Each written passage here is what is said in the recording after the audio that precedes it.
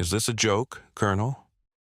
The words sliced through the thick, wavering heat above the flight line, heavy with irritation and disbelief. Chief Warrant Officer Hale stood rigid, his face locked in disciplined frustration, not at his superior officer but at the weathered old man beside him.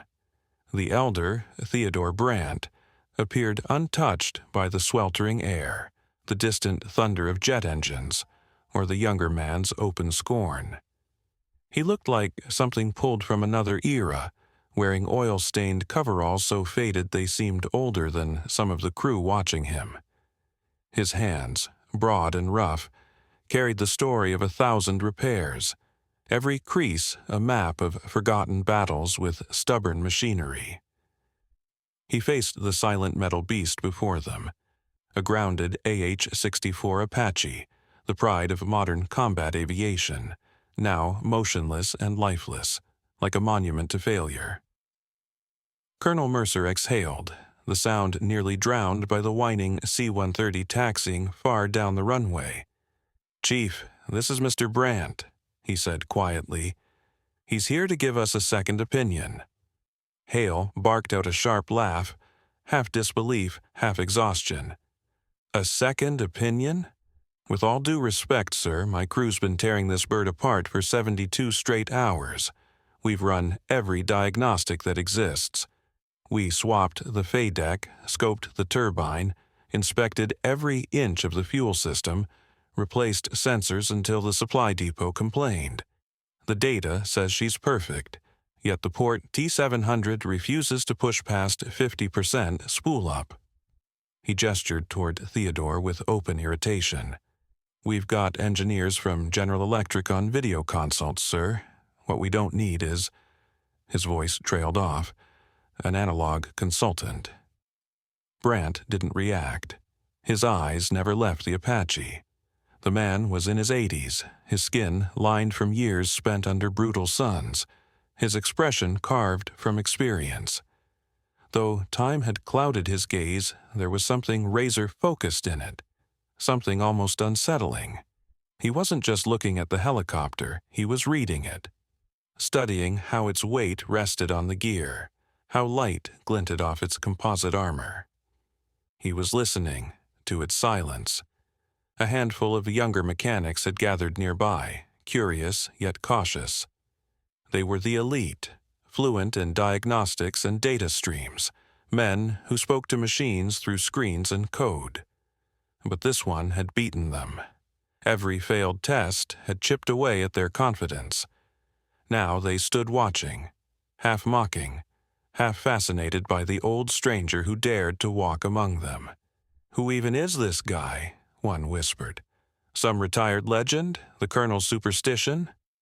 Colonel Mercer's voice cut through their murmurs. "Let him work, Chief."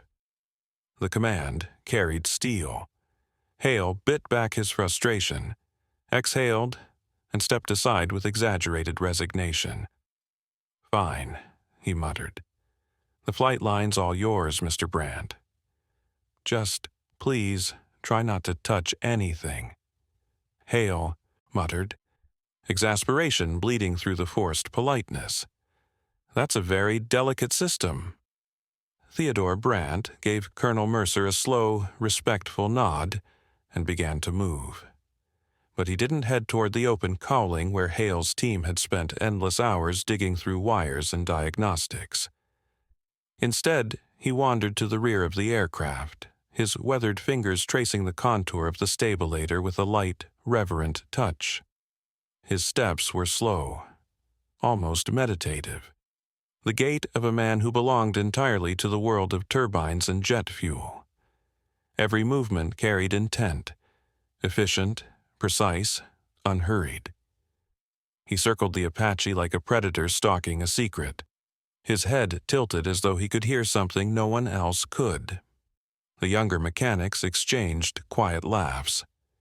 To them, he looked like a farmer inspecting livestock, not a technician investigating a multi-million-dollar engine. Yet Brandt moved without hesitation, finally stopping at the port side beneath the stubborn engine that had haunted the base's brightest minds for 3 straight days. He didn't glance upward into the maze of tubing and wiring. Instead, he crouched, his knees groaning in protest, and peered underneath, where the engine housing met the body of the aircraft.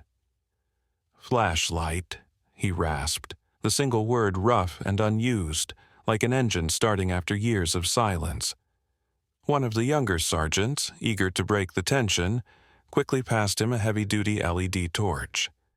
Hale folded his arms, rolling his eyes.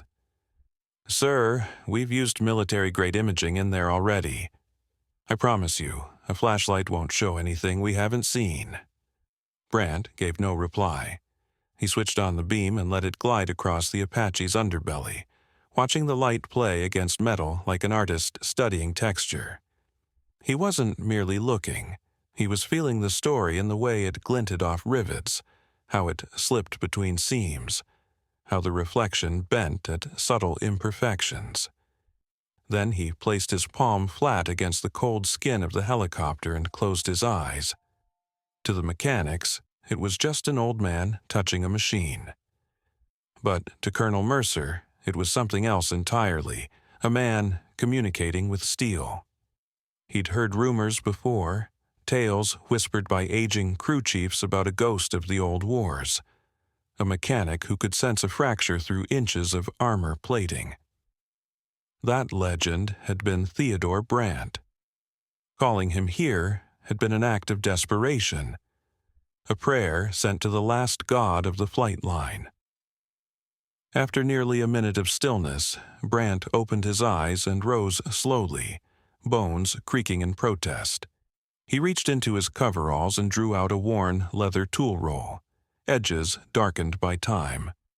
With careful hands, he unwrapped it to reveal a collection of strange, hand-forged tools, uneven shapes, burnished from decades of touch, each one an artifact from another era.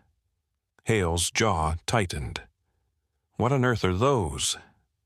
Brandt selected one without hesitation. A thin, sharply angled piece of metal with a polished tip so fine it could split a hair.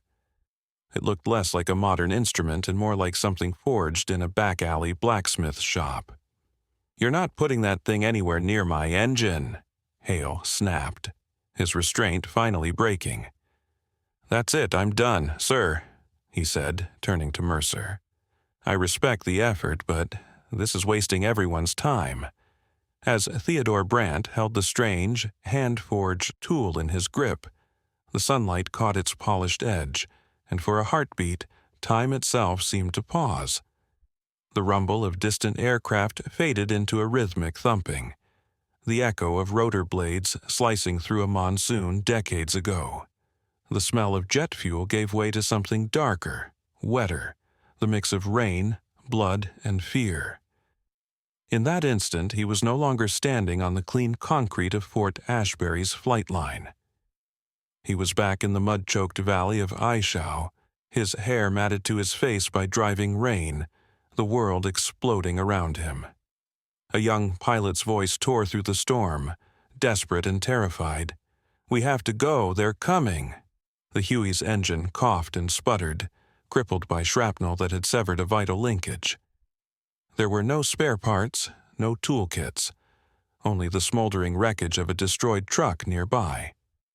Brandt could see his younger self in that chaos, pounding a glowing shard of leaf spring against stone, forging something from nothing. He shaped, cooled, and sharpened that crude piece of metal, the very tool he now held in his trembling hand. With it, he'd done the impossible, bypassing the damaged linkage and breathing life back into a dying helicopter.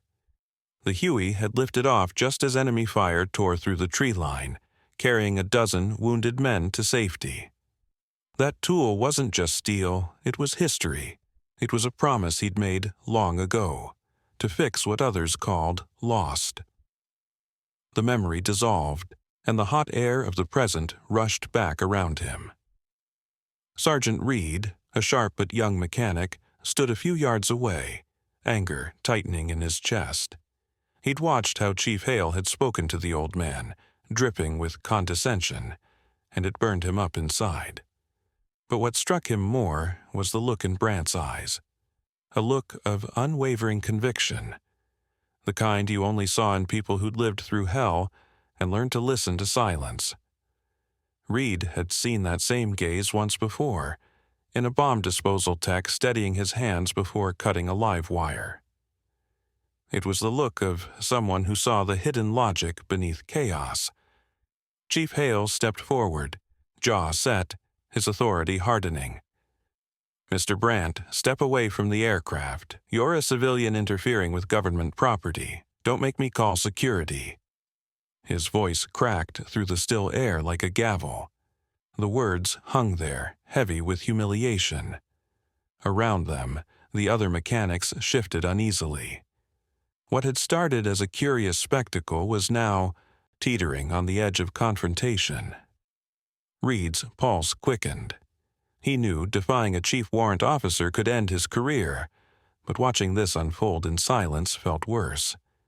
Keeping his phone low, out of sight, he typed a quick message to Colonel Mercer's aide up in the tower. "Sir, CWO Hale is about to have Mr. Brant detained. He's calling for SF. I think the old man found something.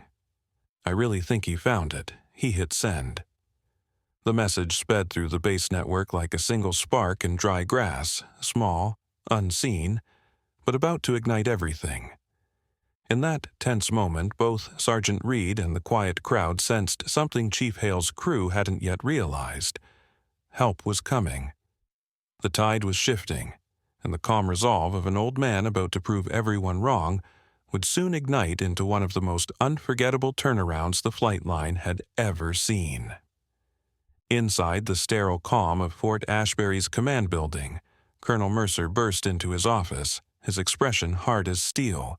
His aide met him at the door, already holding up a phone. "Sir, message from Sergeant Reed on the line." Mercer snatched it, scanning quickly. The muscles in his jaw tightened. "Get me the base archives," he snapped. The aide, anticipating the order, already had the number ready. A moment later, a thin voice answered over the speaker. "Archives, Specialist Hines." "Hines, this is Colonel Mercer," the colonel said, striding across the room. "I need a service file pulled. Brant, Theodore.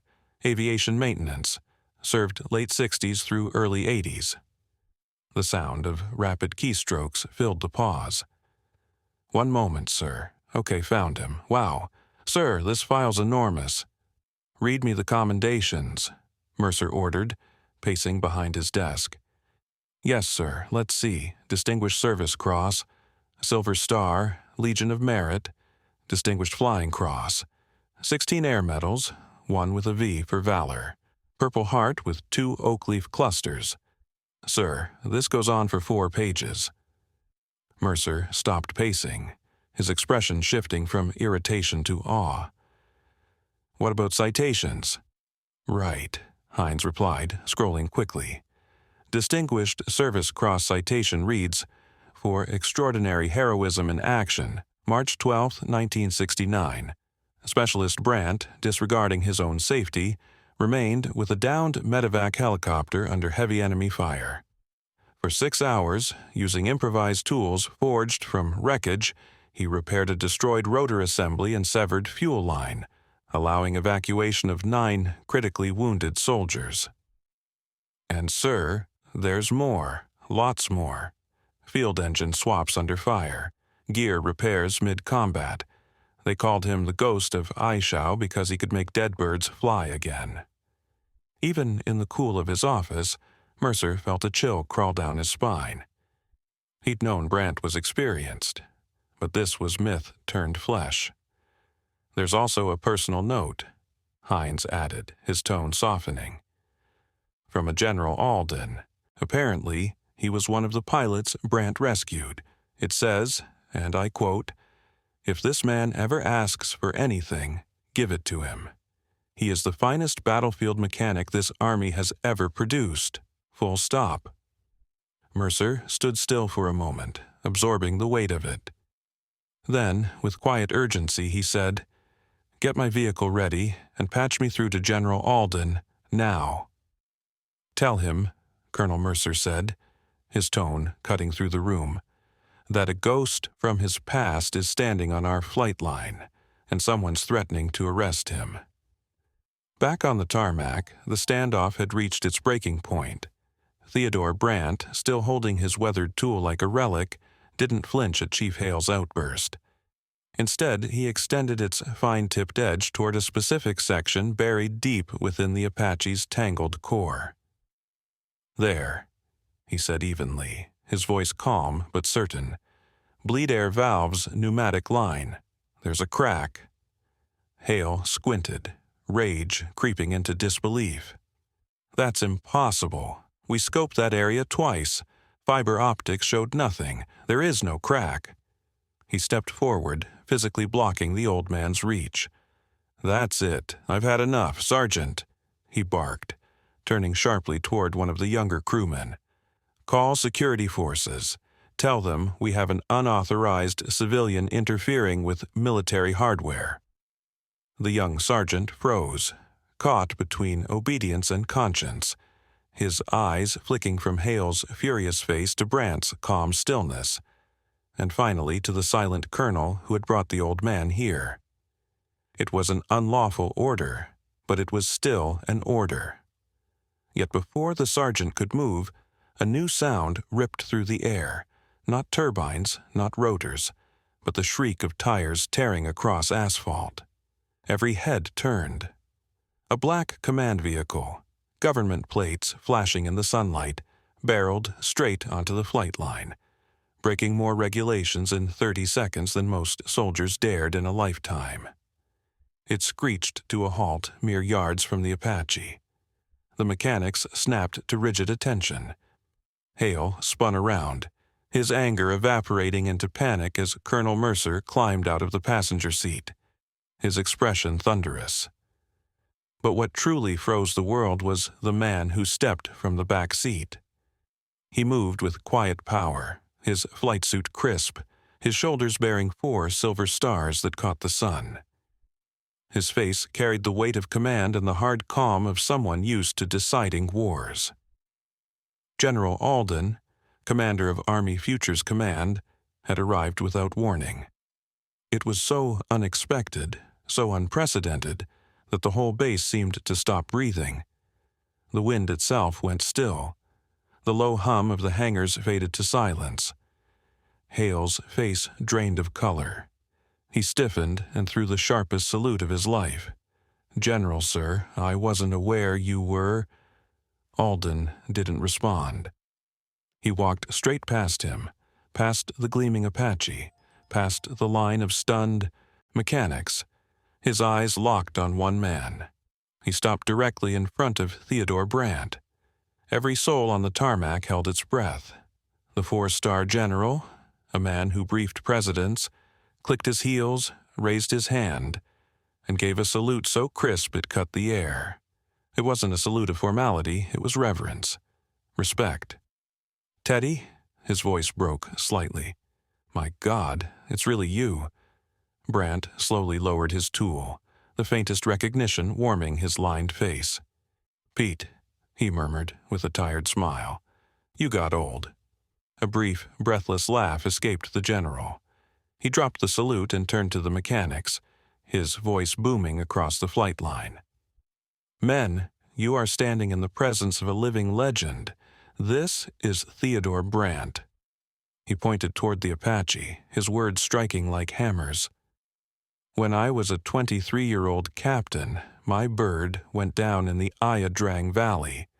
We were surrounded, taking fire, wounded everywhere, and no one could reach us. But Teddy Brandt flew in on a Huey that shouldn't have been able to fly at all. He landed under a storm of bullets," General Alden continued, his voice carrying the weight of decades. "He patched a shredded engine using nothing but a Leatherman, scrap wire, and grit. Then he flew his own Huey alongside mine, half crippled but still airborne, and brought 18 men home who should have died that day." He looked slowly across the stunned faces gathered before him. "The man standing here isn't just a mechanic, he's a miracle worker." Turning toward Colonel Mercer, Alden said firmly, "Colonel, read his citation. I want every one of them to hear who they almost arrested." Mercer withdrew his phone with deliberate calm, his voice clear as he read the Distinguished Service Cross citation, the tale of an impossible repair under fire, of quiet bravery that had never asked for glory. As he spoke, the smirks and skepticism drained from the young mechanics' faces, replaced by something close to reverence. They were no longer looking at an eccentric old man, they were looking at a legend. When Mercer finished, silence settled over the flight line so thick it felt physical. General Alden's gaze hardened, fixing on Chief Hale. He didn't shout, he didn't need to. His voice, low and sharp as a blade, carried further than a roar. "Chief, you've got millions of dollars in diagnostic gear, computers that can measure turbine tolerance to a millionth of an inch. But all that technology can't teach you to listen. It can't teach you humility, and it damn sure can't teach you respect." He nodded toward Brandt. "This man's hands have saved more lives than any machine you'll ever touch. Your screens told you nothing was wrong. He listened, and the silence told him everything. You failed because you thought you were smarter than the machine. He succeeded because he knew he wasn't." The rebuke landed like artillery. Hale's face, once flushed with anger, turned ashen. His eyes dropped to the tarmac. Then, slowly, Theodore Brandt took a small, measured step forward. There was no pride in his voice, only kindness wrapped in gravel. "It's not your fault, son," he said softly. "The machines are loud, the computers are louder. You were trained to hear all that noise. But the truth, the real truth, always whispers." He lifted his hand-forged tool, the same one born from chaos long ago. "Your scope couldn't see the crack because it's a pressure fracture. It opens only when the pneumatic line hits stress at 50% spool up. When the engine's static, it hides. Your diagnostics look for what is. I listen for the moment it becomes." His eyes drifted, remembering. The image of that muddy clearing returned, his younger self pressing a glowing tool to a broken linkage, feeling through vibration alone where the weakness lived. The tool had never been just a piece of metal. It was an extension of his senses, a channel for instinct forged in survival. He'd learned the language of failure and how to hear when steel was about to break. Back on the sun-baked tarmac, Theodore Brandt turned to Chief Hale. "You don't find a problem like this with your eyes," he said quietly. "You find it with your hands." What followed felt different, every motion deliberate, every sound purposeful. Under Brandt's calm direction, the maintenance crew, including a now silent Hale, carefully detached the pneumatic line he'd pointed out. In the maintenance bay, under magnification, they saw it. A fracture finer than a strand of hair, exactly where Brandt had said it would be. The part was replaced. The Apache was sealed up again. Moments later, with General Alden and Colonel Mercer watching, the pilot started the sequence. The port engine wound past 50%, then 60, then 80, until the roar steadied into flawless power. The ghost in the machine was gone. General Alden turned to Mercer. "I want a new training module developed for every crew on this base and across Army Aviation Command. Call it Advanced Tactile Diagnostics and Intuitive Engineering." He placed a firm hand on Brandt's shoulder, and if he'll take it, Mr. Brandt will serve as lead instructor. The next day, a formal commendation went out across the installation, recognizing not only Brandt's discovery, but officially restoring his record for a new generation to see. Chief Hale wasn't punished in the usual way. Instead, he became the first student in Brandt's new class. Weeks later, the base was quiet. Inside the workshop, Hale stood over a bench, awkwardly filing a small block of aluminum, trying to recreate one of Brandt's handmade tools. His movements were stiff, uncertain. Then a familiar shadow appeared beside him. Theodore Brandt, coffee mug in hand, watched silently for a moment before setting it down. He said nothing about the flight line, nothing about humiliation or redemption. Instead, he gently corrected Hale's grip. "Easy now," he murmured, voice low and steady. "Don't fight it. Let the tool do the work. Feel how it wants to cut." Slowly, Hale's rhythm smoothed. The strokes grew more confident, less forced. For the first time, he wasn't working the metal. He was listening to it. And in that quiet workshop, far from the noise of turbines and pride, another kind of repair began. One of patience, humility, and passing down a lifetime of hard-earned wisdom. Theodore Brandt's story reminds us that the greatest tools aren't found in a box, but in the hands and hearts of those who learned through fire, not through code. True mastery is felt, not downloaded. If this story moved you, like the video, subscribe, and share it with someone who still believes in craftsmanship, courage, and quiet excellence. Only here on Major Tom's Tales.